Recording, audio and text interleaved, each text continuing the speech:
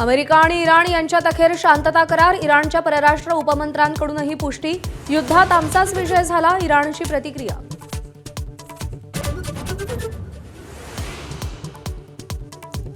युद्ध संपल्याच्या घोषणेमुळे कच्च्या तेलाच्या किमतीत 4.50% घसरण. कच्चं तेल प्रति बॅरल $81.06 पर्यंत खाली. युद्ध संपल्यानंतर शेअर बाजारात उत्साह. व्यवहार सुरू होताच सेन्सेक्स 1150, निफ्टी 330 अंकांनी वर, तर सोनं चांदीच्या दरातही मोठी वाढ. भारत आणि फ्रान्समध्ये 5 द्विपक्षीय करार. आर्टिफिशियल इंटेलिजन्स, हायस्पीड रेल्वे, गोपनीय डेटा आणि तंत्रज्ञानात सहकार्य करणार. ऑपरेशन टायगरच्या चर्चांच्या पार्श्वभूमीवर उद्धव ठाकरेंची मातोश्रीवर लिटमस टेस्ट. बैठकीला केवळ 4 खासदार उपस्थित, 1 खासदार ऑनलाईन. गैरहजर खासदार आणि मातोश्री यांच्यातला दुरावा कायम.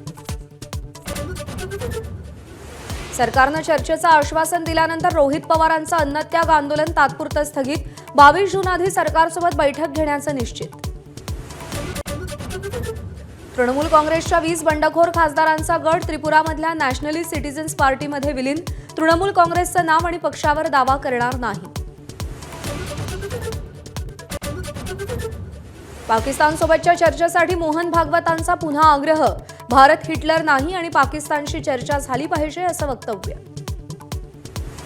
विदर्भ वगळता राज्यातल्या सगळ्या शाळा आजपासून सुरू. उन्हाळ्याच्या सुट्टीनंतर नवं दप्तर आणि नवा गणवेश. पाठीवर नवं दप्तर घेऊन आलेल्या मुलांचा शाळांमध्ये किलबिलाट.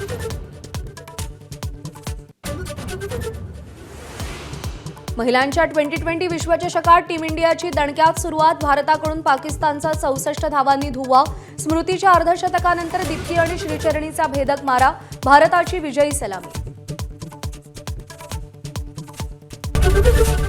एबीपी माझा, उघडा डोळे बघा नीट.